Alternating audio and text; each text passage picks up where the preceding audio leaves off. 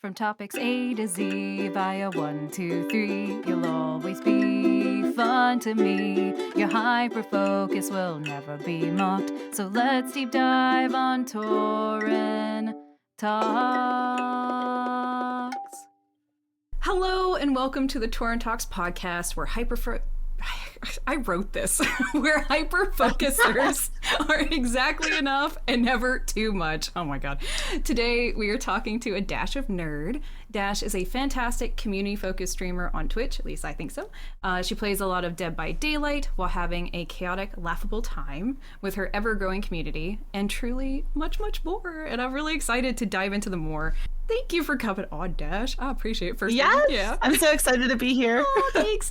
So usually first question and some general questions, just how you doing? How's it going? I'm good. I took a little bit of a break this past week for some mental things. I'm very focused on mental health. So I've just been taking a break. It was a little burnout. Obviously, you know, but I don't know if they're aware. For those who do not know me, I did just recently push for partner and got it. Woo. So that was exhausting. It was great. It was rewarding, but it was exhausting. Mm-hmm. So 100% excited and can't wait, but I needed some me time. Okay. So I took that, especially with the holidays and stuff. So I felt like it was well earned and well deserved. So it's been really great. It was mind blowing to experience it. It's something I recommend everyone to experience if you get the opportunity. And to honestly just, I'm just so grateful for everyone that has surrounded me. So I've been dealing with lots of fun stuff. There's been lots of new exciting things that have happened since Partner 2. And I am really excited to share that with you guys. Oh, congratulations. Yeah, definitely one of the first things I was going to ask, and for anyone who's unaware, with Twitch, you can be an affiliate. That's where you start earning income on there. You can also be a partner, which is when it opens up a lot more doors, like Twitch teams and things of that nature. So absolutely one of my general questions was just going to be, how's it feel? It was a long, arduous journey. Yeah. Sometimes I forget I'm a partner, if I'm gonna be honest, because I'll walk in and talk to a friend and I have that purple badge next to my name, and they'll be like, so how does it feel? And I'm like, what am I feeling? I'm sorry. Maybe that's why you needed the break to process. What am I feeling? And they're like, for partner. I was like, oh, sometimes I forget I'm partner. I'm like, honestly, I mean, there's things where it's almost like if you told me 3 years ago when I started, and less than 3 years ago, because I started January 10th. Okay.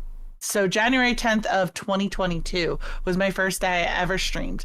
And it was wild extremely. I can't even explain to you. It was like a crazy average. I had 60 people in there. Damn. It was nuts. Yeah, it was the craziest first stream I ever had, and ever had witnessed and experienced. But I networked a lot. I'm very good at networking and connecting with people. So that's what it was.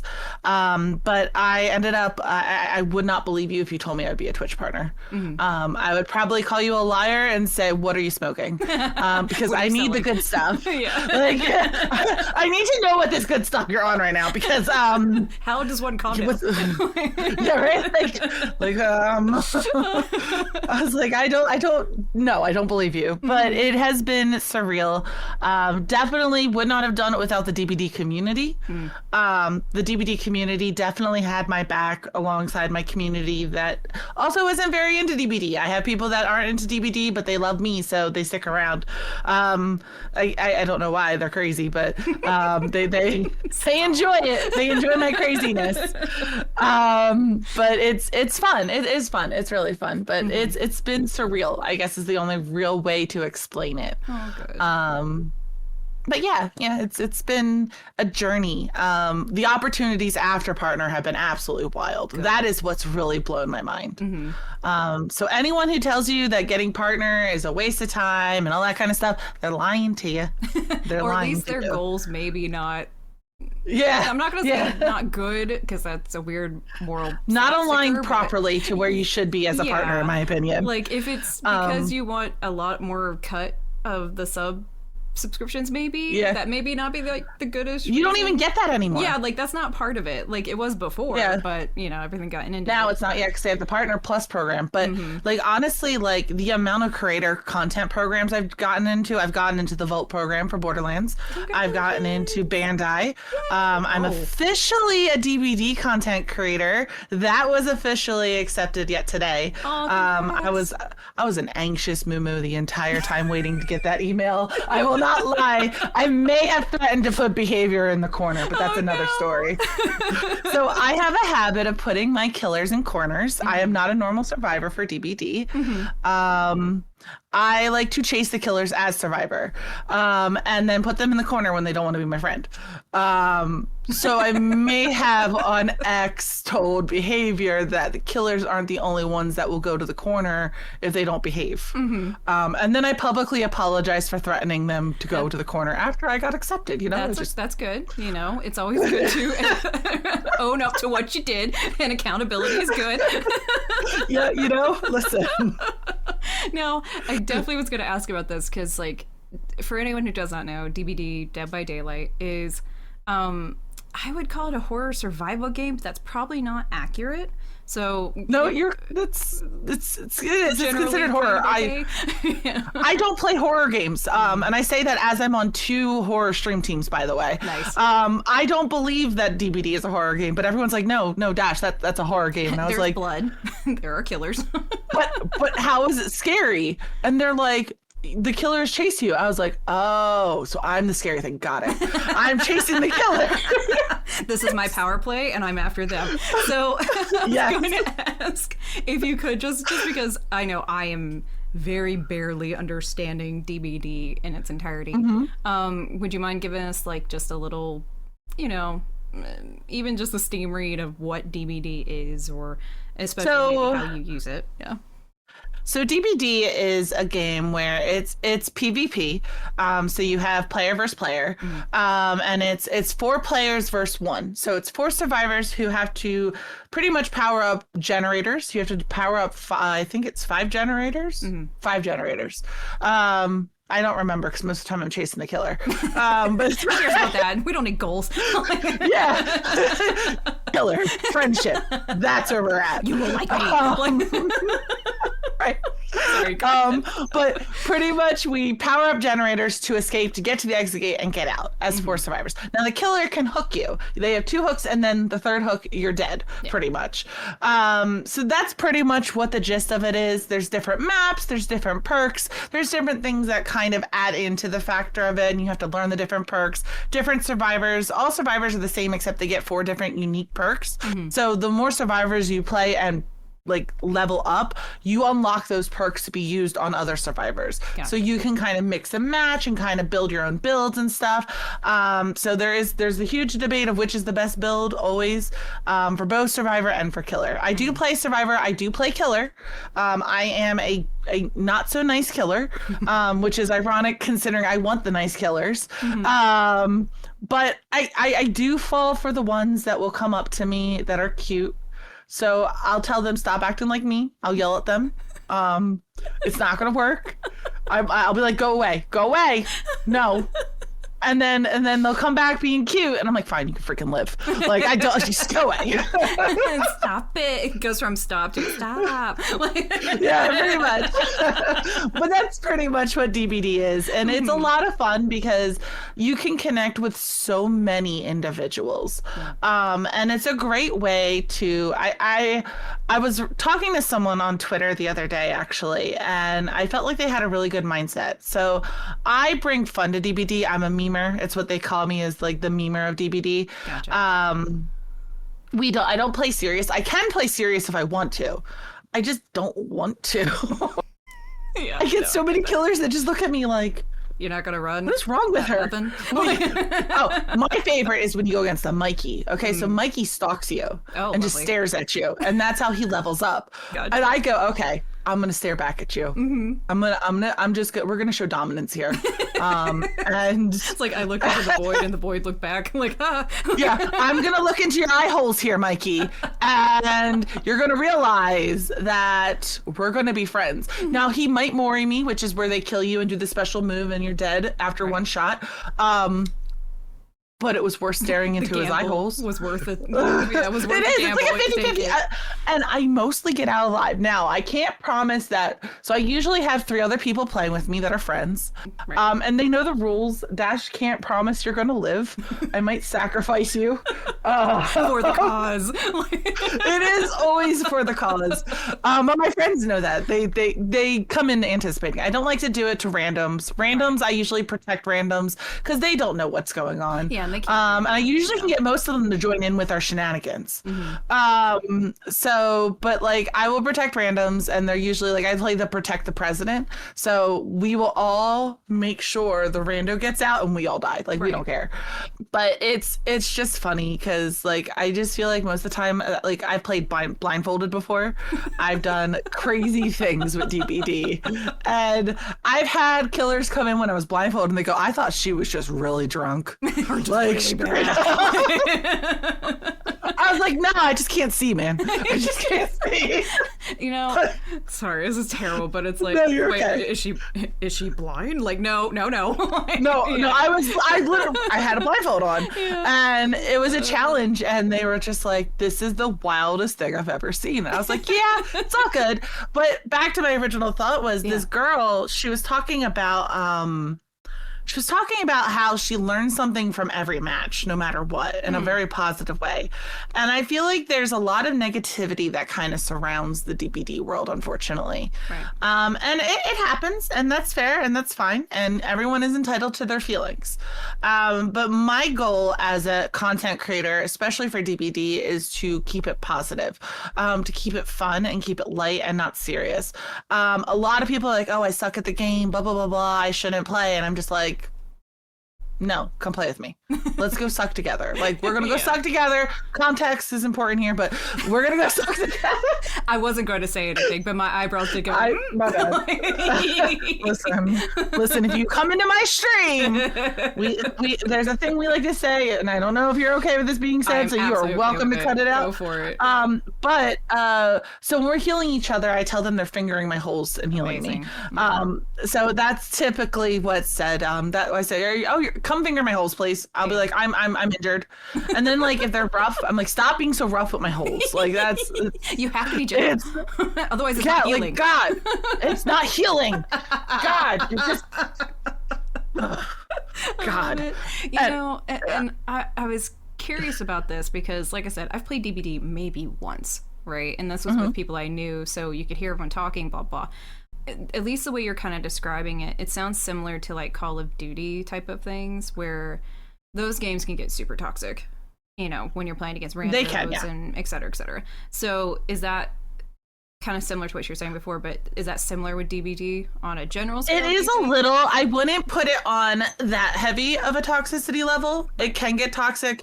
Like they'll say things that are very triggering. They'll say things like, go uninstall the game, stuff like that because of endgame chat.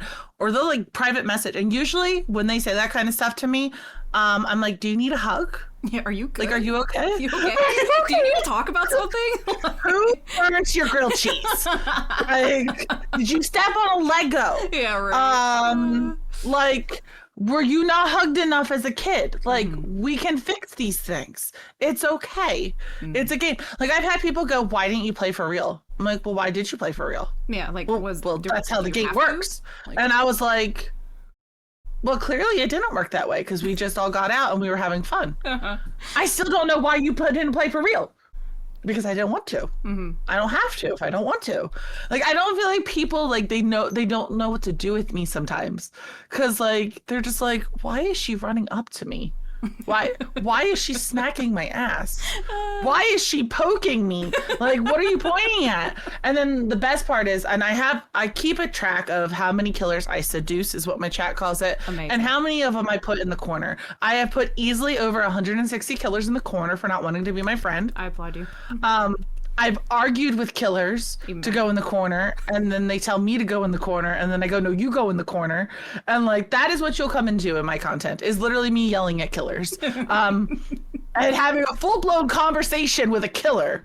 But this killer has no idea what I'm saying. Except for they can tell I'm trying to get them in the corner. I have no doubt that you have probably posited, like, what is that other person in that computer chair going, what the, like, at their keyboard when this is happening? Like, this is what is happening to me. Like, I've had so many of them come into my chat, and they call it sniping, stream sniping. But like, I will literally be like, I could tell when they're in my stream and they're being silly. Cause like, I had a huntress once. It's just one of the killers. The huntress looks at me and I was like, hummy mommy. And they looked at me again because they looked away and looked back. And I was like, are you in my stream? And they're like, no.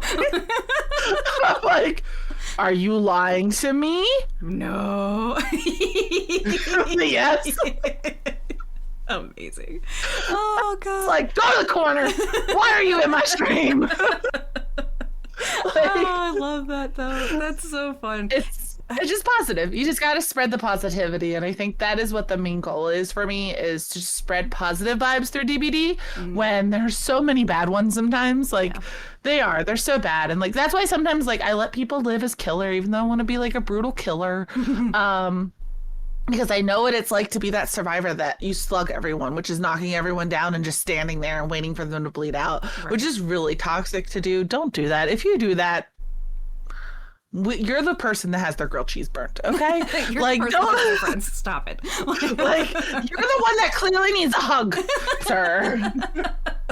It's so like, I've had it's just fun. It's a lot of fun. Like, I've had killers DC because they killed me by accident or something like that, and they come in a chat and they're just like, I'm so sorry, I didn't deserve to get the points. I'm like, it's okay. It's not that deep. I love that though. No, that's so sweet though. And especially like, you know, as someone who, you know, has only streamed for a few years, before streaming, it's kind of hard to get into games like that as much as you might want to.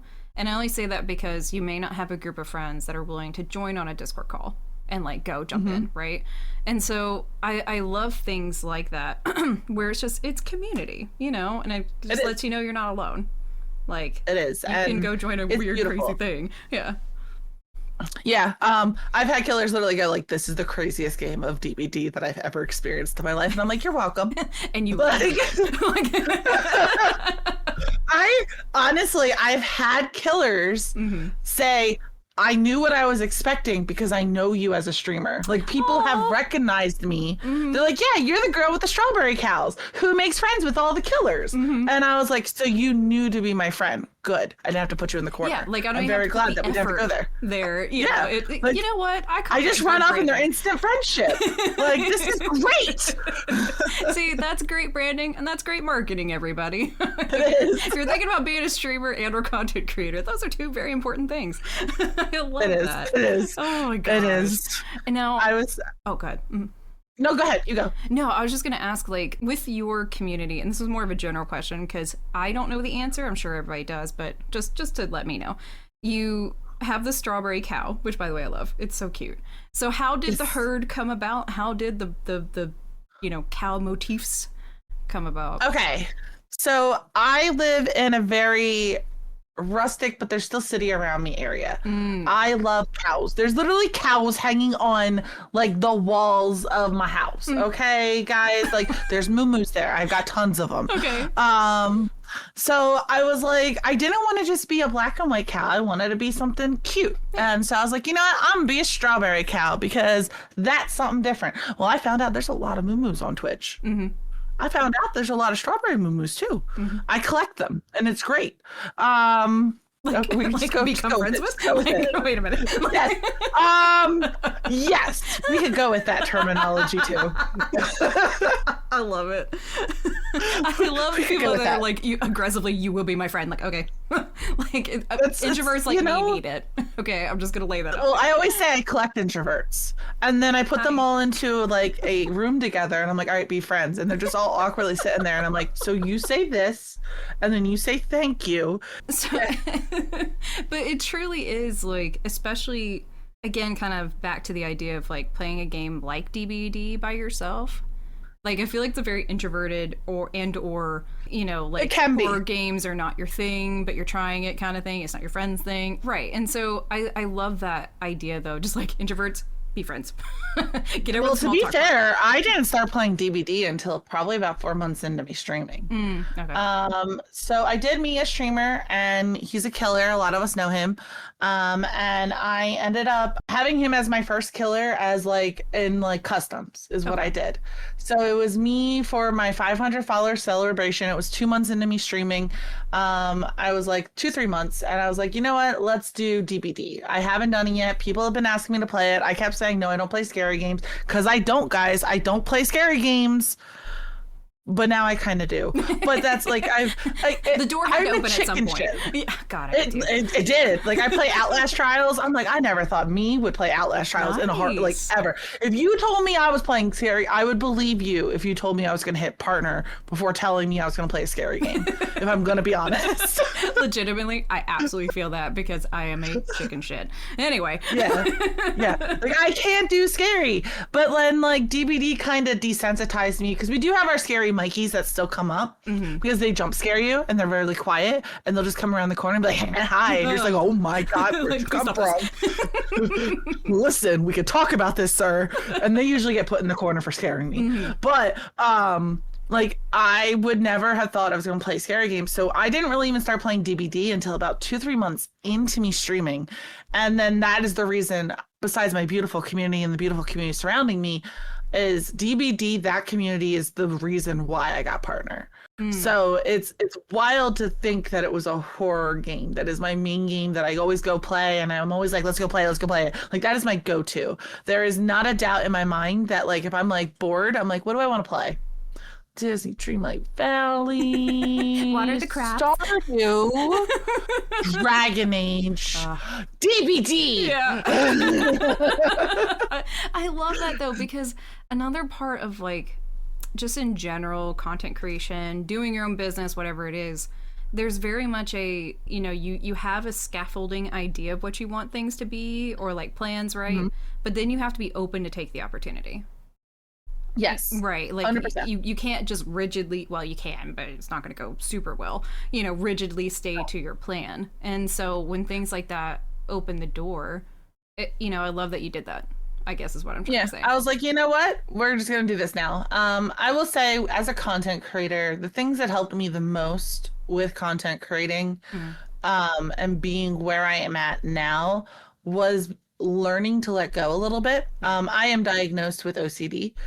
So it was very hard for me. Very hard. Yeah, to let go. I can't, and I'm glad that we have OCD sisters here. I was like, we really need to talk about this, but yeah, please continue. We will. I have very, and it's not even just a control issue, because a lot of people think it's about control, but it's a lack of it comes from like, it stems from my childhood of where I didn't have control in like a divorce of my family and stuff like that. So it was like that kind of a thing. And it was my way of taking back me and being able to do what I had to. But then I realized it was becoming too much. Right. And when I say too much, because you're never too much, but like it was starting to affect outside things in my life, and I didn't like that. So through a lot of therapy and through a lot of help, and like I take anxiety medication and I take Wellbutrin. I'm very open about my medicated like stuff, because I feel like you should be, in my personal opinion, because it helps others. Those have really helped me become the person that I am. So I work a full-time job. I'm a software engineer, full-time job. I got partner, and I stream like tons of hours, and create content, and I put stuff out on social media, and I also balance my real life, and it's a challenge, especially with someone with the need to control things, I guess is the best way of putting it. But it's more of it's anxiety. It's not even control. It's like an anxiety that you can't control, and you don't understand it, and you're just trying to find a way to balance it. And I'm that person that also doesn't know how to say no. Yeah. So it's sorry, I was like, I get it. like, felt like people pleaser combined with OCD with my tism. It's like a whole nother like level of like, oh, poor Dash, head pats. Like that's what I feel. I'm like, oh god. I again, I'm not laughing at you, I swear. I'm laughing at you just understand. I do understand, because I know shit, have OCD. I have been in therapy for a long time for it. And the funny thing is I, just from that small snippet, I'm like, yep, nope, felt. Yep, all those things. I have OCD. And the funny thing is, and I say funny thing, again, only for a shared experience here, literally streaming was a very similar thing for me, where, it's difficult to not be like, this is my little space on Twitch. It's got my name slapped on it. And if someone does something horrible in chat, it's on me. It's not on them. And that it's been 5 years for me. And it's only maybe in the last 2 years that some of that anxiety of not being able to control things has finally let go a little bit. Yeah, it's rough. Yeah. I'll just send over Rage. He'll help you. That is my head mod. I'm gonna talk about him just a little bit, because I don't think he realized how much he has done for me as my head mod. Rage it's really funny, because my entire community is based on uncontrolled chaos, but it is controlled to an extent, but they're chaotic. They'll do whatever they want. They'll be silly. They don't listen to me. I can tell them no, and they're like, more. I have Lou in my community, so you know what that means. He's a good being. I love him. He is an amazing human being. But Rage is someone that he likes to push buttons, and he really likes to push the boundaries in a way that's not disrespectful, in a way that's him just being silly, just trying to have fun. So like, he has helped me let go of because I was that person that was like, I plan 2 weeks out. I need to know who's going to be there, what time they're going to be there, that kind of stuff, because that is what helps me. But I've also learned to be like, oh, you're not able to hang out? Okay, cool. I'm still going to go stream. Like, I would normally cancel, because I was like, I don't have anything planned. I can't do this. Right. Now I'm just like, I'm just going to go see what happens if I go live. Let's go find out. Never used to do that. Never. I've let go of a lot within the past year, because honestly, you have to, as a content creator, and this is something that I talk about a lot in my platform, I feel like you go through these things that you never think you're going to go through. Being on social media is a beautiful and wonderful experience, but it also has its bad times. Yeah, I was like, can be. Yeah. There are people that will try to tear you down. There are people that will try to sabotage you. There will people that you think are your best friends, and they turn out to be not your best friend. And that's okay. That is, and a lot of people are like, what do you mean that's okay?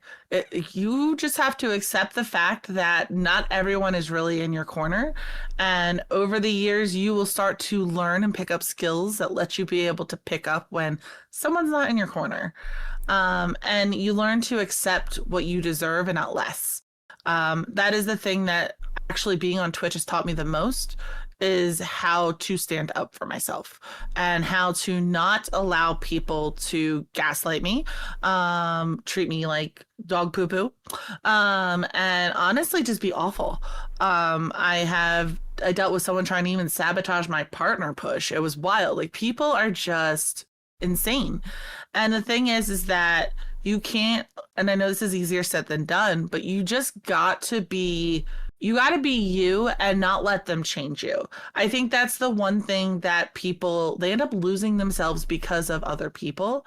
And I hate seeing that. Mm-hmm. And it's like, just be true to yourself. And that is when you'll honestly see the most success in your stream, because you're happy. If you're being yourself, typically you're happy in your stream.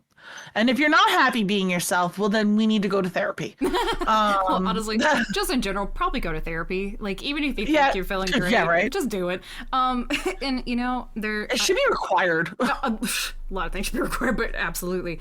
And you know, like I said, I've been doing this for about 5 years now, and there's a few voice actors that actually, and I swear this is going somewhere. There's a few voice actors that newly have been talking about trying to do streaming and or social media, because you know, as a business, again, you have to, right, in some ways. And they were asking me about it, and I was like, look, number one, it's a very good place to test things. What do you actually like doing? What do you actually like creating? Kind of along the lines of what you're talking about, being able to find parts of yourself that you wouldn't know about unless you put yourself in such a weird space like Twitch is. But then on the flip side, and this is always the second thing I say, boundaries are super important, and you don't know what they are sometimes, so you got to be willing to. And it's okay to talk about a boundary even if you don't realize it. Yes. If someone has already been doing something and you realize after a while you're starting to not like it, please talk about it. Yeah. I talk about because I came from a space where I have a lot of people that they like to do a lot of talking behind the scenes but not approach you. And yeah, it's something I really do struggle with because for me, especially with my OCD, it's a lack of control. I don't have the ability, especially because I also struggle with RSD as well, which is rejection sensitivity dysphoria. Sorry, yeah. No, you're fine. And I was like, it's something that is considered a rejection if there's just even a slight difference. Like a slight difference. You could like be happy right now, and then if you just suddenly were not happy, oh my God, Torin, I'd be like, what'd I do, Torin? I'm like, why'd she hate me? What happened? Oh, Torin dislikes me forever. Well, and this is where I feel like autism can save the day a little bit. Because it's just a very blunt, like, no, I'm not mad at you. But then you're like, but I don't believe you. Like, it's such a horrible space Honestly, to be in. I would rather someone be, I know this is going to sound, I don't know if it's going to sound horrible or not, but like, I'd rather deal with someone who is autistic because they are going to tell me exactly what's on their mind. Yeah. And because I'm that way. And it gets me in trouble. It gets me in trouble. It gets me in so much trouble. Same. Oh, it's so bad. But at least I said what I meant. Yeah, and it's like, sometimes it's like, my stepmom says all the time, I need to learn finesse, is what she says. That's the word. And I was like, I'll show you finesse. Yeah, or tact, and it's like, And I've gotten better. I've gotten better at being able to like be a little nicer. So like I would be that person that like if I found out you're lying about me, or lying about something, I'd be like, so why are you lying to me? I would just straight up call you a liar. Like I wouldn't hesitate. And it's like, it's not because I'm attacking you. It's not because I'm trying to put you on the spot. It's because I have irrefutable evidence that you're lying to me, and I want to know why. And instead of you telling me why, well, why are you attacking me? You're this, you're that. No, just tell me what's going on. That's all I want to know. The extra step there, or at least for me, sometimes the underlying feeling is, why are you lying? Because I want to continue a relationship with you. Like, I want to be your friend. Like, I don't want you to lie to me or feel like you have to, because I want you to stay in some way. That's what I feel like a lot of people don't understand is the next step to that, or the deeper feeling of that. No, it turns into, oh, well, you don't trust me, so we shouldn't be friends. Okay. And I'm like... Yeah, exactly. I'm like, why are those words getting put into my mouth right now? Did I say that? What? Oh, I don't know about you, but that starts the self spiral for me of just like, what oh my God, yes, you start gaslighting yourself. Yes. And like, did I say it? I didn't say that. What gave him that impression? Yeah. Oh my God. You start blaming yourself. And then that is something I've learned to do less because of Twitch, honestly. And yes, I know it means I've had to deal with really awful people. And you know what? I don't wish anything bad on those people. I hope that they get the help and the therapy that they desperately need. Yes. But I hope they find happiness and learn to not try try to ruin other people's happiness. If you want to use me as the reason that you're unhappy, you're never going to truly ever be happy, because I'm not the reason you're unhappy. The reason you're unhappy is because you're unhappy with yourself and you don't know how to handle someone who believes in accountability. Because that is me. I am very about accountability. I'm like, listen, like I talk to my poor husband about it all the time. I feel bad for him too, because he's very introverted, but he's got the tism. I only giggle a little bit because I say the same thing about mine. I'm so sorry. I told you we were twins. I know. I literally tell him, I'm like, honey, I'm expressing my feelings to you. I'm like, I'm not expressing them to you because I want to beat you up with them. I'm expressing them to you because I want you to understand them and then talk about it. And he struggles a little bit with it. He's getting there. He's done a lot of progress. He is the one that has dealt with my bluntness the most. So I guess he gets lots of head pats and yummy Parmesan chicken dinners and all that other stuff, right? Oh, good call. And there are times, I don't know if you experience this, but there are definitely times where I'm like, hey, love, like, I need to verbally process what's going on, and it's not directed at you, but I can't care about your feelings right now. And I don't mean that in a terrible way. It's just I can't allow myself to feel things if I'm worried about them. Yeah. Yes, and I'm an empath, so it makes it like it's so hard. I'm having a crash out of here. I'm so sorry. I understand. I feel so seen. It's like, because as an empath, and I think people don't understand this, is that we feel your feelings. And here's the thing: you could be angry, and we can feel the anger. We don't know why you're angry. So, because we have all the other things wrong with us too, we think you're angry at us. Yep, we have to fill in the blank with something, and all we got is us. Like, yes. We're just like, because he'll have a bad day at work, and I'm like, "Are you okay?" He's like, "Yeah, I'm fine. I'm just had a really rough day at work." And I was like, "So you're not mad at me?" He's like, "Why would I be mad at you?" I don't know. You could have just woke up and decided one day, or it could have been that I left a dish on the exactly. side and not in the sink. Like, it's not far fetched. It's not far fetched. Though he thinks it is. He's just like, "What is you?" I'm like, so many things. Yeah, like chronologically listed or alphabetically, because they're both gonna take a long time.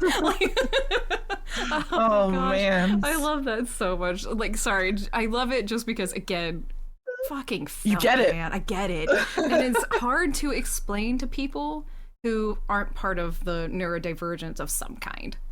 Yes. It's so difficult. And for the record, I didn't know you're OCD.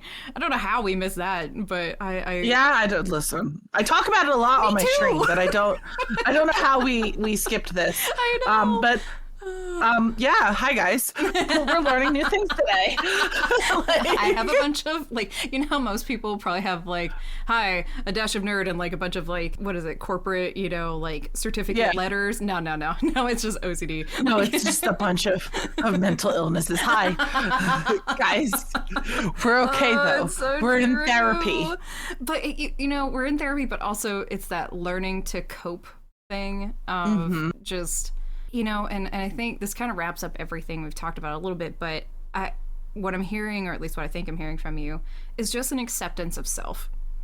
Yes. And I love that, because that can be, you were talking a little bit about it, people losing themselves on stream or trying to put on some kind of act that doesn't feel genuine to them. And so it sounds like there's been a real transformation of acceptance of self, maybe, through the streaming journey. Oh, 100%. 100%. And I've learned to handle them better when I've learned to handle people better, I guess is the best way of putting it. Like, I was in management for years. I've always dealt with people. But I feel like Twitch honestly has taught me to deal with toxic better. Everyone's always like, get thicker skin is what they always say. But I didn't get really thicker skin. I just learned the tools to actually deal with it. Yeah. I don't believe in the term thicker skin. I think that's an excuse to let people be an asshole to you. But I've learned boundaries to not let those people around me anymore. Right. I preach and talk boundaries all all the time. I know the word cancel culture comes up a lot. I personally don't follow cancel culture. I believe in letting people have opportunities to grow, unless it's something really bad. Like if you're doing something really bad, okay, I just go don't to want you jail. around me. Yeah, just like just go to jail. Do not pass go. Do not collect $200. Just go to jail. Straight to jail. No chance of parole. Yeah, no. Yeah, I don't care if you roll. I don't care if you roll doubles. Okay, like just no. You cannot roll out of this. You can't. Nope, not today. But like, they honestly, like, for me, it's like I've had like there's certain words that trigger me and stuff like that that I don't like, that are Twitch TOS, and like one of my best friends used the R word. I hate that word. Wow. He used it once, never used it around me again. Because I was like, and I gave grace because of he's older. So he came from the era where, you know, obviously it was okay back then and now it's not. But I don't think that's an excuse. I think that you should be able to grow and be able to learn. And I gave him the opportunity to, and he did, which is why I'm very proud of him, because he did grow. He has a growth mindset. And I feel cancel culture doesn't allow growth mindsets. Like if you're going to cancel someone because they said something dumb, I mean, if it's homophobic, sexist, whatever, bye. But like sometimes people grow up in an environment that didn't give them the opportunity to be a better person. Yeah. And I know multiple people that have grown up in very, very fostered, closed off, secluded environment that they grew up in that teaches them obviously that, like, you know, homosexuality is wrong or something like that. Right. I have people like that in my community that have realized, oh wait, no, it's what's wrong with it though? Like I don't understand. Like they've questioned, they've gotten out of that mindset of where they're being held back by people that are small-minded and opened up to, why are we upset about this? Why do they care so much about what someone else is doing? Kind of thing. So I try to foster an environment and a community that is around a growth mindset and that is going to be welcoming to all and protect all. So that is something that I really am proud of within my community, because I have seen people do some not nice things, but like I wouldn't say like awful things, but they're not nice. It wasn't nice to do. Right. And instead of just throwing them out, I go, why did we do this? What is going on here? And give them a chance to be better. Now, if you do it again, well, guess what? Yeah. You didn't learn. You're out. Bye. Fool me once. Yeah, pretty much. But I really do believe in giving an opportunity in a community space to be better and to grow. And that's why I do believe in like a 3-strike rule kind of thing, and being able to allow someone to learn from their mistakes. Because for me, I've been in spaces and situations where people don't tell me why they're upset. Right. And they just are like, they leave. And I'm just like, well, what did I do? Like, why didn't you, like, how am I supposed to be a better person if you don't tell me what I'm doing wrong? Right. Like, if I'm upsetting you because I'm saying something that upsets you, Torin, I would want you to be like, hey, Dash, yeah, like, I don't like that. Yeah. You know, like, and I would be like, oh shit, my bad. Like, yeah, fuck, kind of thing. Well, and with OCD, in the past, I've definitely been that person. I don't know about you, but especially just OCD not coping well and anxiety, and it makes, you know, it kind of makes you not even necessarily lash out, but put up walls very quickly. At least it did for me. And even for myself, had to apply that introspection and deconstruction a little bit that you're kind of talking about. And so exactly to your point, I guess is what I'm getting at, of just, I don't know if you don't tell me. And me as a person, I do want to be better. Now, not everybody does that part. You know, like not everybody does that. Nope. I do want to be better. Not just like, well, I'm going to double down. You know, there's always those people too. But yeah, there's a lot more of those people, unfortunately. Yeah. And have you ever found yourself being, I mean, I know you just said that, you know, you got to tell me if I'm doing something wrong, but have you ever found yourself going, oh shit, like I fucked that up hard? Yeah. I have, like in arguments with my husband where I'm being stubborn and stuff like that. But my thing is that I definitely will say over the years, I've grown a lot of self-awareness. It's the one thing my therapist prides me on. Oh, She's like, you're good. very self-aware. And it's something like I know my emotions, I know what I'm feeling, I know why I'm feeling it, I know how to express myself, and I know how to communicate it. And my husband tells me, he was like, you have traits of tism. He's like, but he's like, you're not normaltism. He's like, because you can communicate your feelings. I'm like, there's no, first off, there's no normaltism. Yeah, there's no normatism. Also, if you're perceived as a girl, you kind of have to do these things. You have to like, mask. societal things of watching other people and being able to interpret, which is very Yes. difficult when you have tism. I just want to put that out there as a general PSA. It is. It is. Like, It I is. feel like I've that's kind of I've just- masked 100% of my life Yeah. since I was a kid. And it was because I was always told that I had to be the best because that was how my family was. They were super competitive. That I had no choice but to be the best and that you need to be the best. And if you're not the best, well, then you're going to be made fun of or you're not. Okay. Because I was obviously the dorky kid in high school. I was yeah, the best athlete. But I was like the dorkiest kid and I was like the nerd. It was like I was the most unpopular athlete was the best way of putting it. And it was just like, how is that a thing? And Fuck, it's like I was a same, state though. champion for tennis. Oh my god. I this too. Fuck. yeah, I was a state champion for tennis. Division 1 and it was yeah. so much fun. And I love tennis. I am a huge tennis player. I had like a crazy serve. I went to like the US Open. Like it was a lot of fun.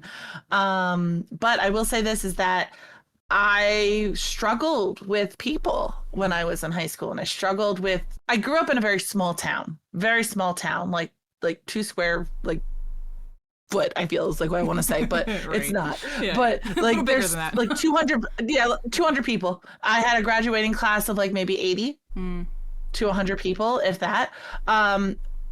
When I was there, I went to 4 different high schools though. So I had to get out of my comfort zone and get used to talking and stuff like that.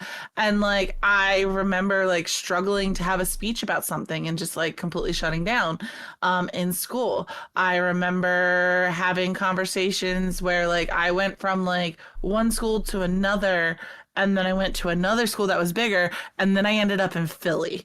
Okay. Oh, geez. So like Yeah. I went from like where it was like 99% white and 1% other to where now it was like you have like 32 different nations in like the school. Like it was beautiful and I loved it. I love Philly. They're crazy over there and I love my Like, Philadelphians, but they I've been there a crazy. couple of times, and my husband's from that area. Yeah, I get it. Okay. Yeah. So, yeah. I mean, I graduated from Philly. Hell yeah. So I definitely think that it was the spot I came out the most of, like out of my shell, Gotcha. and was just myself. And I still struggled because obviously, who doesn't struggle in high school? It's high But school. I like have it's a the rite of most passage. friends. Mm-hmm. Yeah, like I could not stand my first high school or my second high school. I was made fun of. I like tried to like make friends with people that were not my friends and I didn't realize it. And like I even had people come up to me and tell me like that person's not your friend. I feel bad that you invited us. She doesn't like you. She's lying. Like there's like those kind of things. Like you deal with those things as a kid and then like you're in a world like Twitch and you're just like you feel like you're back in high school sometimes, guys. I won't You lie. really do. The clicks happen. But Yeah. they do. But I feel like, and I pride myself on this, is that my community doesn't go that route. We are so accepting of every single person that comes in. We will treat you like you are our best friend the instant you walk in. If you tell us you're a streamer, we're about it. Like all we ask is the only rule we have about self promo, even in my community, is don't say you're currently live. Or ask to be rated, because then it's like you're saying, hey, come to my party, not this person's party. But like if you're a streamer, tell us. We want to know. We want to help you grow. We want to get to know you. But I will also say what you put into it is what you get out of it. Yes. And I feel like a lot of people expect it handed to them on a silver platter. So I feel like everything I've gone through in my childhood, everything, to wrap it up, what I'm saying is everything I went through in my childhood, everything that like taught me to be this outgoing, crazy person that I am now. Guys, I was an introvert before. I know you won't believe it, but I was. I believe you because I've been through this. I was an introvert before. Yeah. Well, and I used to hide. You can still recharge by yourself. Yes. So it still applies. But I'm a whole different person than I was when I was that age. And because of all that, I have learned to accept the quirks of different people and things of that nature. And I think that's also what has helped my community grow the way it has, because everyone does feel safe. And I know like safe space is based upon what someone perceives it as, but I can say a very large group of people perceive my space as safe because they can be themselves. They don't have to worry. They can sit there and geek out over a video game. And I'm like, okay, let's talk about it. Yeah, what video game? I want to hear about it. I don't know what it's about. Tell me. Let me hear about it. Yeah. See, and I love that. And it's hard, especially, again, when you are that kid or you're by yourself and seeing just a big group that obviously gels together. Yeah. It can be real hard to be like, maybe I can walk in here and not just stand on the corner like, oh, hi, it's so nice to see you. Okay, bye. Yes. I feel like, especially in our Discord, a lot of people are intimidated to join into my voices because I'm in my voice all the time. Right. My voice and my Discord is constantly, there's people. There's 4 of us. There can be like 15 of us. It's just a matter of that. I feel like we have been able to create a space that some people will walk in and they're just like, is it safe here? We're just like, hey, what's up? How are you? Welcome in. Yeah. Like even people that are anxious about talking, I've told them privately, like, you can just come in and you can type in the chat that's on the side of the voice chat and we can talk to you and you can just type. Like that's okay to do as well. Like we're not going to be upset if you do that. Like I have a wonderful, beautiful bean who's on one of my stream teams that I own because I have 2 of them. I have the Barnyard and I have the Heifer Harem.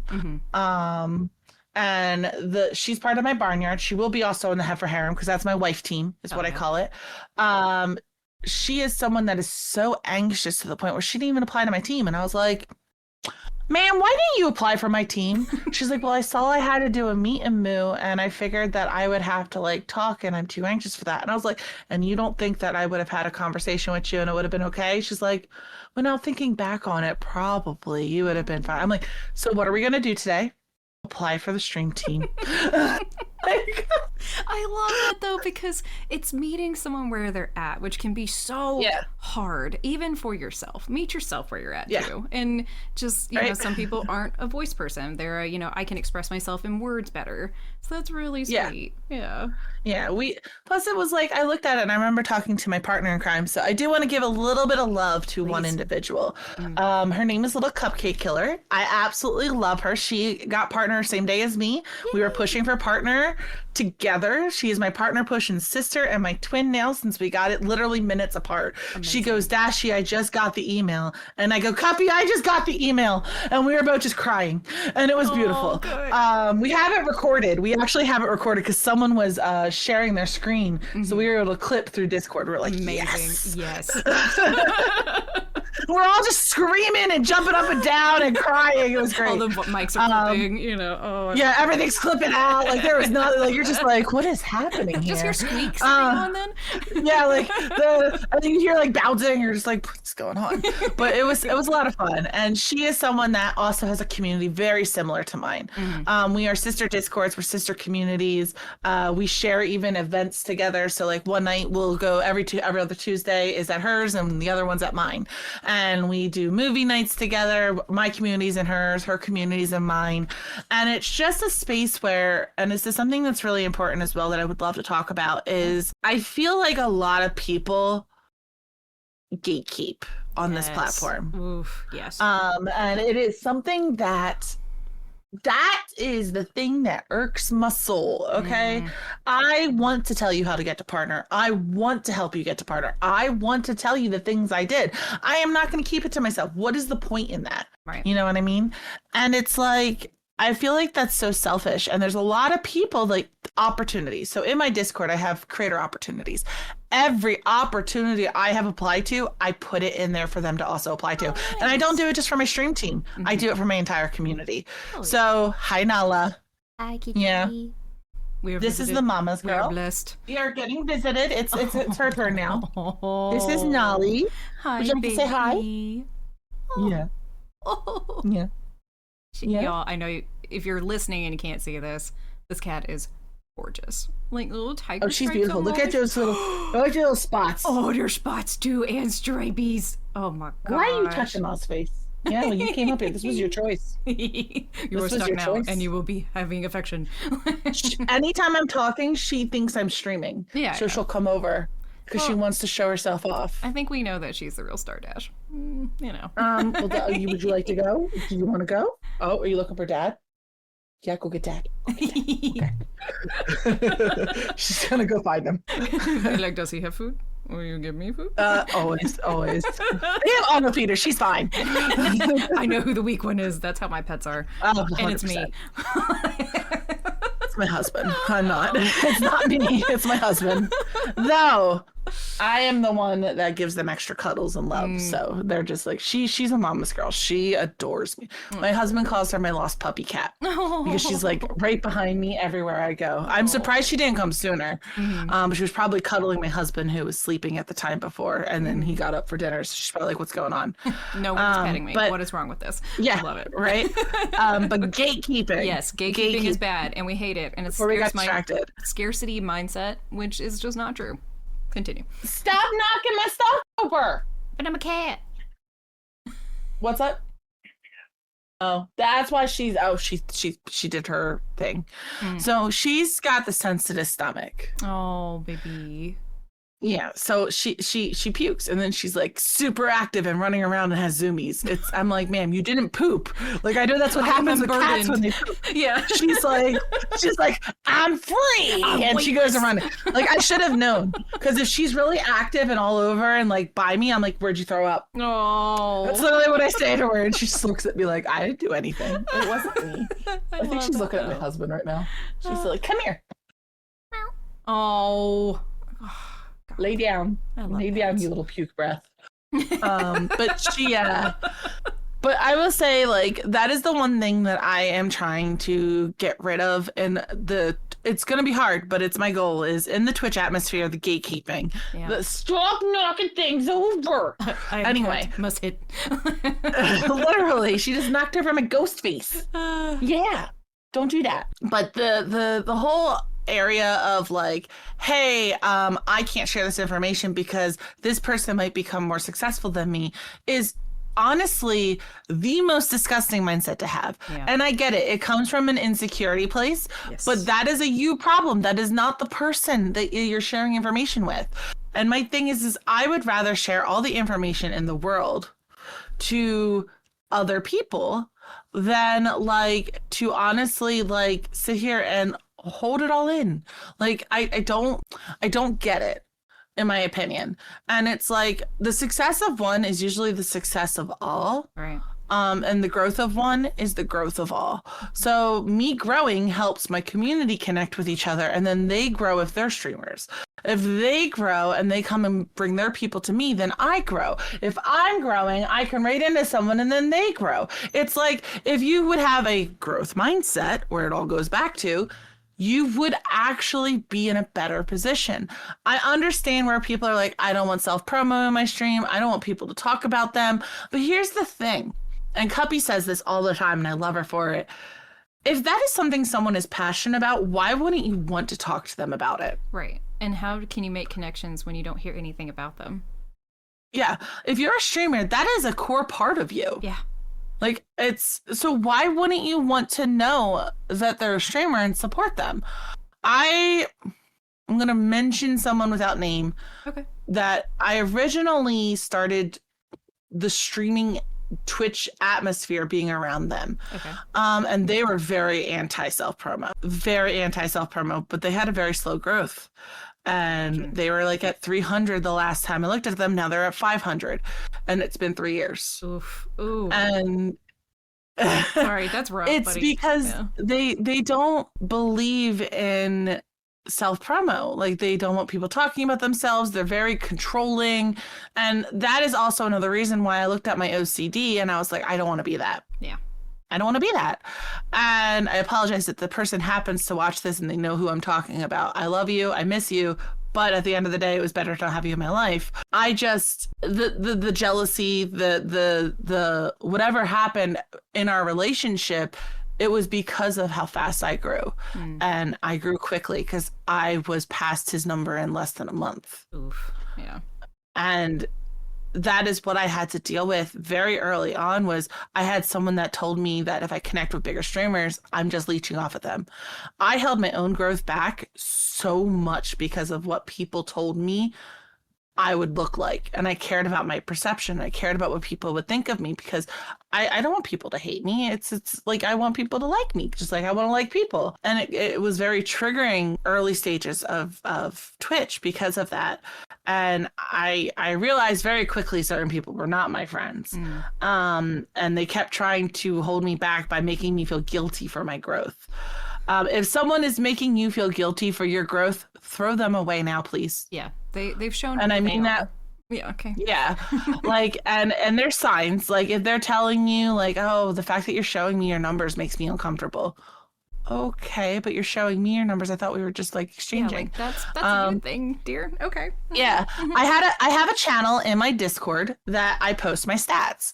And I was posting my stats because, yes, I'm gonna say it. I'm gonna say the controversial topic. We all care about our numbers, even if you want to pretend you don't. Sorry, I'm going to say it for what it is. No, because, again, this is just totally coping and what works for you. I don't look at the live numbers because it's going to make me aware of it and I'm not going to enjoy myself. But I'm not, it's not that I'm not cognizant of how many followers I have, kind of thing. Yeah. So, like, you know, when I'm not live, I don't mind looking at that shit. But when I'm live, it will be a distraction, not a helpful thing. And unfortunately, with partner, you have to look at your numbers while you're live. Yeah, and depends on your goals. Especially when you're pushing for partner. It depends on your goals and what you want. Yeah. Yes. So if you're pushing for partner, unfortunately, that is the one thing that really messed with my mental, I will say, was having to look at my numbers. Because on your stream summary page, you can refresh that while you are live and it will tell you your current average. So you have to keep doing that while you are waiting for your number to hit that 70, that 75. So for example, I could start off my stream and be at like 20, 30 people. And then by the end of my 6-hour stream, I'm at 120 people. That's not my average. My average is still probably 60 at that point. And people don't grasp it. They're like, oh, you're at 120 people right now.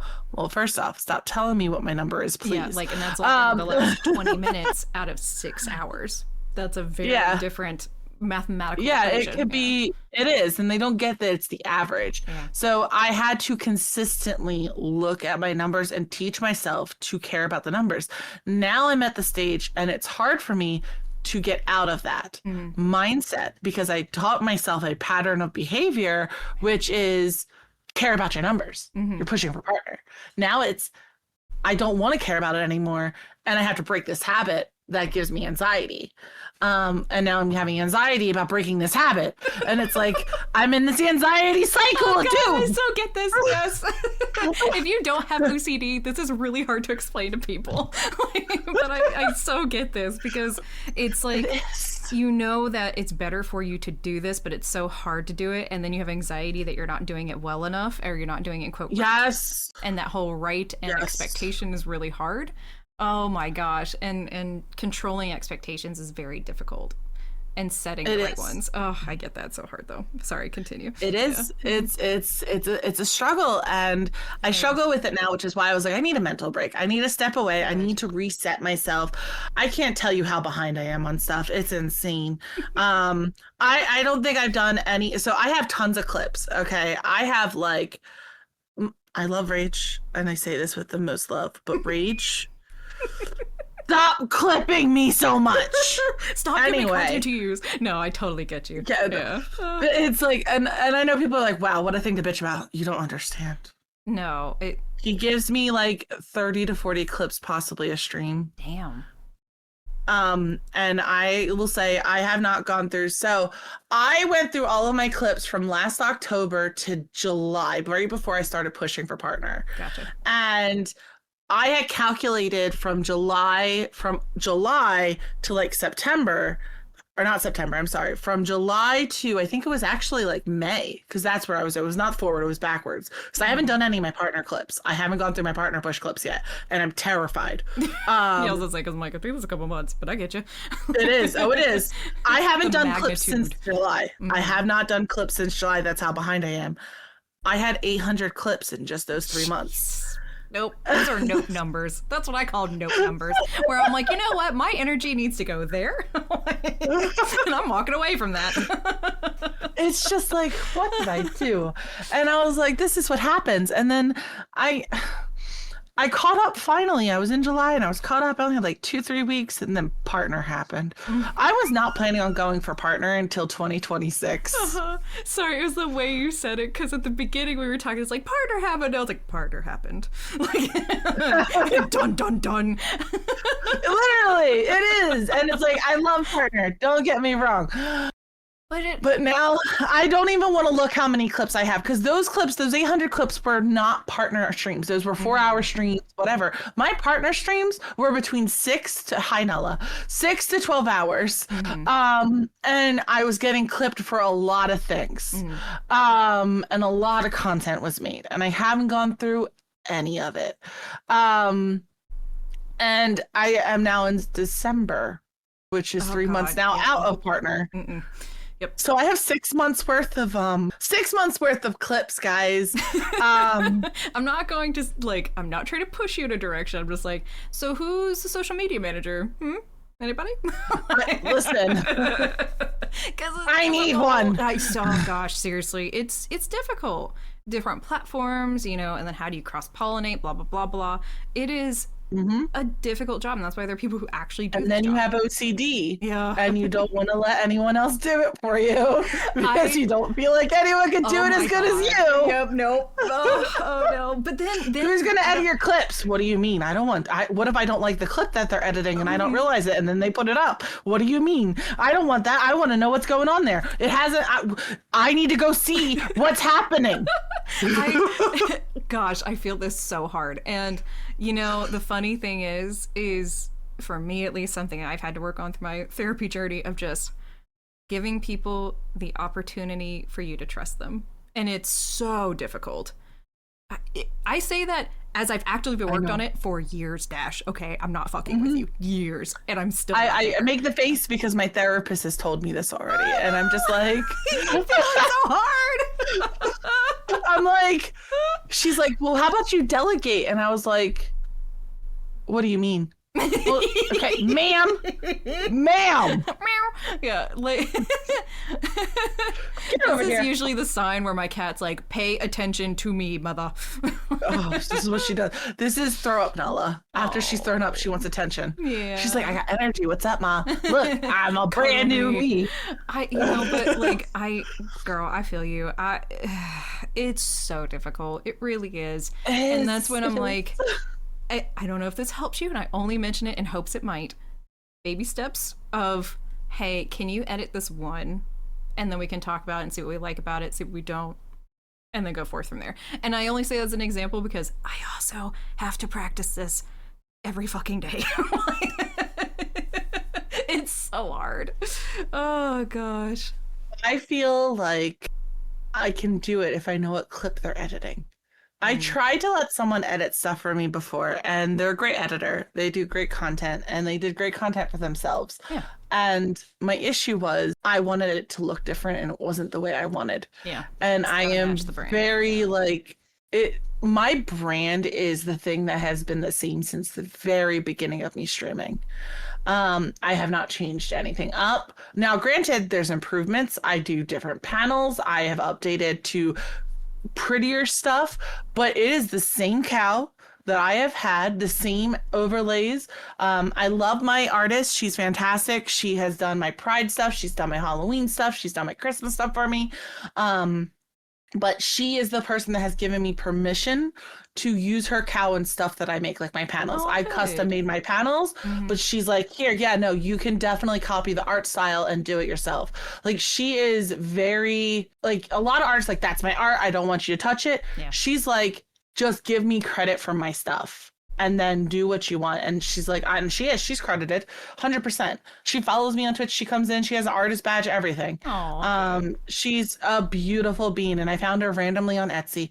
I just needed something quick, and I was going to do all my own art. And I was like, that's going to take too much time. And this is going to make me not stream because I'm going to try to delay. I'm like, stop myself. All right.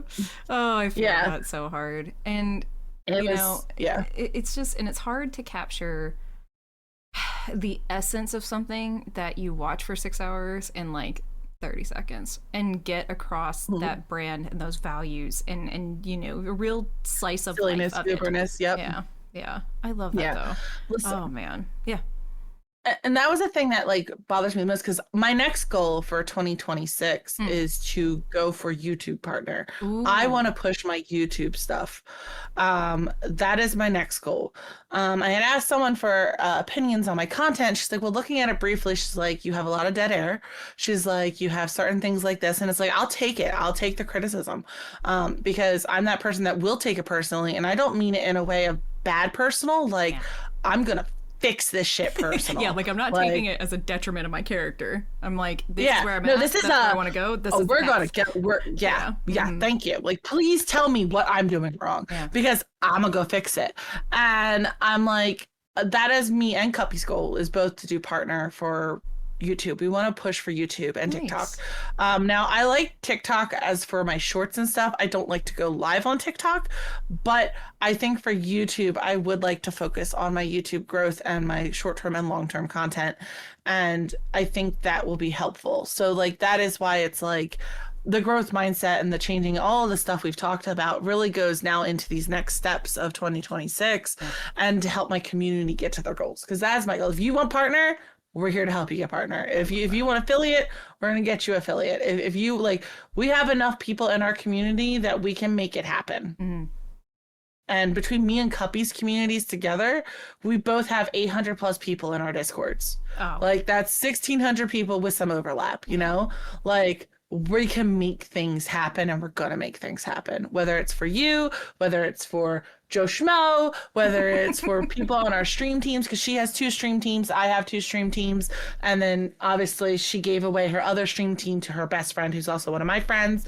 So there's like a total of like 5 stream teams amongst us right now. And we're just really pushing to help people grow and meet new people, and just, we want positive vibes. We don't want the toxic vibes. No, and that's so wonderful. It's, again, that scarcity mindset of like, I need all this. You can't take. It's like, bruh, you do not, number one, either have the substantial idea of who you are and what you're trying to do, either laid out, or even if the opportunity came for you, you wouldn't be able to know what to do with it.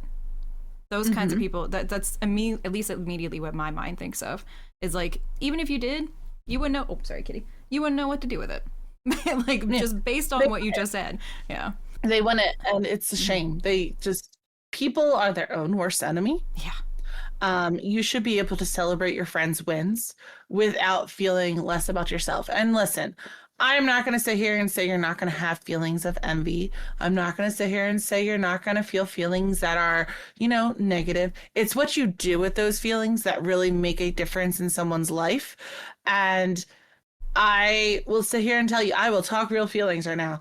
I did not get accepted into the content program for DBD at first.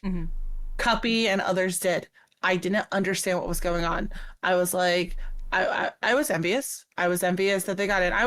It wasn't more of a, I'm envious of Cuppy. It was more of a, what did I do wrong? Why am I not being picked? Kind of thing. And that also goes into my rejection sensitivity dysphoria, is I'm, okay, what is happening? So this is me now evaluating myself, evaluating my feelings, going through the anxious thing. I took a Xanax because I knew I was off the hinges. Oh, good. And it's just Hey, you gotta know. like, Yeah. yes, you do. And it's like, and they all were very calming and understanding. And I was still very proud of them. I'm very proud of Cuppy. I'm proud of Kenzie. I'm proud of Cordy, which I just found out from her that she got in. Okay. And it was very awesome. But I had people that were still reaching out to me and going, how have you not gotten in? I'm like, I don't know. My application got lost, which is why I said I may have threatened behavior. Gotcha. With corner time, but they deserved it. I took it back. But like, it's a matter of just knowing like, there's that envy aspect. Yes, I was envious that these people were getting in, and I wasn't. And it wasn't that I got denied even. Like, that was the worst part, is like, I just wanted an answer. I'm that person that's like, tell me yes or no. I don't care which either way. Because if you tell me no, well, then guess what? In 90 days, you're going to have a yes. And I'm going to keep applying. And I'm going to keep coming for you behavior until you did it. And you bet your butt, if they had denied me for that next 90 days, there would have been a clip posted every single day with them tagged of a new killer every single day getting put into the corner with it labeled as behavior. Because they were going to be getting put in the corner for that 90 days of denying me. Just eyes like slowly fade again. You're next. Yes, like your behavior right now. Go to the corner. Go to the corner. Like, but it's just, you got to make it silly, and you got to just know how to handle those emotions and not take your insecurities out on your people. Yeah. Because that is what's going to drive your community away. That is what's going to drive people away. And that is what's going to make you literally tear apart everything that you have built up. No matter how big or small it is, it can always. I've crumble watched and fall partner down. streamers tear themselves apart because of it recently, actually, and it was a shame because she had such a beautiful community, and she decided to try to do things and tell people don't raid that person even though they're pushing for partner, and do all these really crazy behind the scenes stuff, and it was just like, what are you doing? That's unfortunate. Like, it's why, that's why I said there's crazy things you'll come across on Twitch, guys. There's crazy things you'll come across on Twitch, and you just got to let it roll off your back and just keep moving forward, because no one can stop you from what you want to do. Yeah. That and introspection's important. Yes. And, you know, knowing what goals you want. Don't keep those people around. Yeah, like, be nice to yourselves.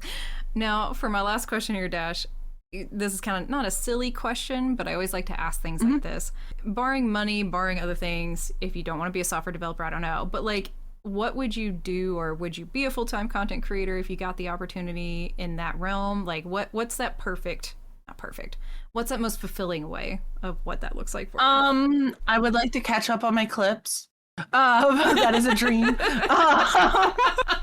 But What's if your I big were goal? My small dreams are no, I get you. Yeah. no, that's a big one. Yeah. That's a big dream. Enormity of what he gave you. Goodness gracious. Like, it's always better to have more to work with, but that's a lot. Yeah. There is an upper limit. It's a lot. And then the worst part is that all the clips that I have edited before, they're all on my computer waiting to be posted on social. So I have all of those clips as well. So that's why I said that's a big goal. That's when you get buffer and you just schedule that shit out. Yeah, literally. But I would say the big goal and the whole thing I really want to do for myself is, I don't know if I would be a full-time. I love my job. I make very good money as a software engineer. Yes, and I think it is a fantastic job, and I love my company that I work for, and I think that I could never give them up, even if the company that makes Dragon Age were to offer me a job. I think that is literally the only company that could possibly steal me from my current company. And even then, maybe previous Bioware, not current Bioware, but maybe previous. Yeah, no, not current. But that, you know what? That is a very good distinction, actually. Yeah, like, I totally get that, though. But it would be like bringing me in to work on my favorite game is probably the only way. And then after I made a game, I'd probably go back to my company. But it's just like, I don't think that I would ever. I don't think I'd ever honestly give up what I'm doing right now. I like it as a part-time thing. Content creating, I feel like I work 2 jobs, but it keeps me busy. It makes my introverted husband have a lot of him time, and he loves it. And it's just a good balance for me. I'm still trying to find that balance. I think partner definitely threw a wrench in things for me. As much as I love partner, it threw a wrench in things for me. I could not focus on anything I wanted to. It was literally stream, sleep, work, stream, sleep, work is Maybe literally. And then like get the me thing is, I would sleep for 2 hours and then be at work the next day for some of my streams. It was wild. It was a crazy experience. Would I do it again? No. Because I don't want to deal with that sleep deprivation again. Maybe not in the same route via the same way. Yeah, I probably would have held off, honestly, because I don't think I was ready to push for partner. I don't think I was. And I was convinced to. And I don't think that I would do the way I did it again. I'd probably hold off a little bit. But where we are is where we are now, and I can't complain. Yeah. It's not a bad spot. So it can both can be true. It can still be hard, but still fulfilling. Yeah. Yeah. Oh yeah, 100%. It was just exhausting and burnt out. But it was being able to know, like, okay, I can rest after this. I just got to get through this. And I pushed, and I will tell you right now, do not apply before TwitchCon. It is the worst time to apply. I applied before TwitchCon. I had to wait 21 days for my application when it's normally a 7 to 10 day period. They were just overwhelmed, yeah. Yeah, they weren't there. They were not there. And me and Cubby both waited 21. Oof. She waited 22 days. I waited 21. And it was the most anxiety I ever had in my entire life. No. And then I got into the situation with behavior, and I was like, this is just putting me right back into that partner PTSD mindset. I was so angry. I was so angry. I only laugh because I'm like, man, I feel that so hard. And like, I just have to say, as a Scrum Master, because I'm also a software developer and Scrum Master, like, man, that sprint though, like, it's at that point a literal sprint for you. And just, you know what, I'm not that you need me to be, but I am proud of you because that shit is hard as hell. Thank you. You're welcome. Because it's so hard to keep your eyes focused, but I think that might be the only way to get through those things. It is. You have to. Yeah. The worst part also was, like, honestly, was the fact that I had to be selfish for once. Yeah. And it's hard, especially when you're used to say, like, you're a guest person, you're a people pleaser. It was hard because there were people that were, I don't know if it was the partner pushing or what, but they just changed. They became different. And it was, I don't know if they tried to think like, oh, well, she changed. Was it that I changed, or was it that I actually was doing something for myself for once? And then it makes me really question you if why you're upset about it. Like, instead of being happy for you that you're reaching for something they claim they're happy, but then they cut off friendships or act weird and do stupid stuff, and you're just like, why? Like, you've had 6 months of us going through something, and you chose to, or my partner pushed to cause all this. Okay, like, that's my mindset. Believe people when they show you who they are. That's just a general little soapbox. I'm so bad at that. Me too. I'm so bad at that. People will be like, yeah, go ahead. Yeah, it's so awful. It's like people will be like underhandedly telling me I suck, and I'm just like, oh, okay, thanks. I appreciate you for telling me this. I don't Wait know a minute. Anything. That wasn't nice. Yeah. I don't know if you're anything like me. I'll read it and I'm like, wait. And then I log it away, and then I think about it over and over again, and then I interpret it, whatever 400 ways you can interpret it. And then quietly it's a nope. Like, just a quietly, like, if I see you again, nope. I don't like this anymore. I don't like this anymore. Goodbye, get out. Oh, man. Well, Dash, thank you so much for hanging out with me. I really appreciate it. Oh my gosh. Of course, it was so much fun. Yay, good. Now, for when these get released, and I know we've talked a lot about what you're planning for, but is there anything in like March-ish time that you have going on that you want to make sure everybody knows about? March, April-ish time? To be on the lookout for? Not really. Okay. I'm really just gonna focus on getting to that 10K. I'm almost at 5K, but nice. I'm working towards that 10K so I can get into the Erie Creator Program for DBD. That's my next goal. But not really. I am here to ride the waves and just have fun now. Since I've gotten partner, I'm just here to continue to grow and build connections and have fun with people, because that's what we're really wanting to do now, is we can play whatever we want. We can do whatever we want. Let's do it. I love that. And for everyone watching and or listening, you can find that at twitch.tv/ADashOfNerd. And I highly suggest that you do so, because I've been hanging out your stream a lot and it's very fun. And also, we've been talking now for a lot and it was so much fun. Thank you.